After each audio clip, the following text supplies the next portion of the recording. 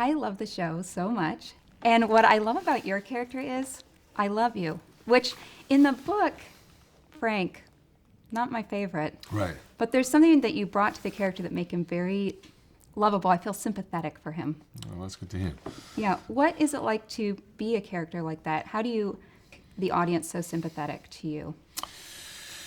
Well, I mean, I think it seems to me from the storyline. I mean, maybe it isn't as clear in the books, but I feel like the story of Frank is one that one can sympathise with. It's he goes through quite a lot, and it does tries to do the honourable and decent thing along the way. So I mean, it didn't feel that difficult to make him someone that you could warm to, and certainly I think it's really important in terms of the sort of overall balance of the show that Frank is someone that the audience can care about, and so I think the good thing about that is it makes it a really a sort of genuine dilemma in series 1 when she chooses Jamie, and then ongoingly the kind of that sort of triangular nature of this relationship between Frank, Jamie, and Claire through time. If they were all kind of fully fleshed out in their own ways, I think that makes it inherently more emotional and just more dramatic, I think.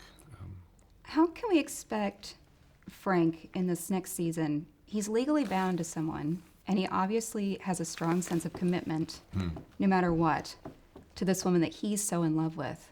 But how does he deal with never winning her heart? He gets the child, but he never really gets her. I think that's what we sort of unpack that a bit in these first sort of 3 episodes of season 3. I think you see it die, really. I think you see him trying and trying and trying, and eventually sort of running out of patience and steam, and he can't do it anymore. Not through any sort of vengeance, but just he comes to very profoundly understand that while he does love Claire unconditionally, the reverse is not really true, and so it becomes untenable. But what's interesting, I suppose, is that love then transfers to Brianna, I think, and she becomes the sort of receptacle for all that feeling in Frank. She's kind of the glue in that relationship. Yeah, she's kind of where the love is. Yeah, I think that's right. And so I mean, really, we see that Frank kind of waits to complete that job, and then when that glue is kind of ready to leave, he sort of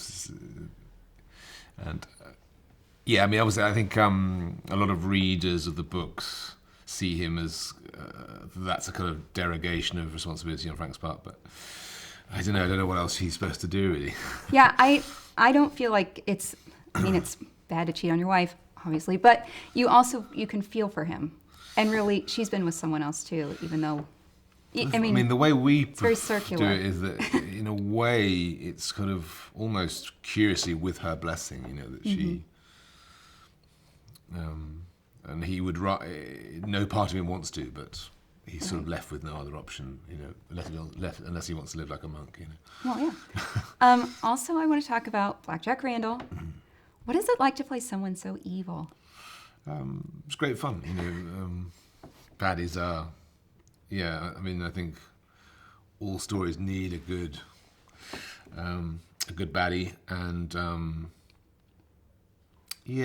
through those characters you kind of explore what you're not allowed to do in your own life, and in Jack, I think Diana's written a really good one, so we only see a little bit of him in at the beginning of this season, but no, it's been a really fun to bring him to the screen. It was fun to watch you. I talked to Graham before, and he was like, "I love losing my mind." I was like, sometimes it'd be nice to pretend you are a bad guy, just be able to let it go, right? Absolutely. But yeah, well, it's nice of you to speak to me. Very nice to meet you too. Yeah, it was nice. Cheers. Thank you.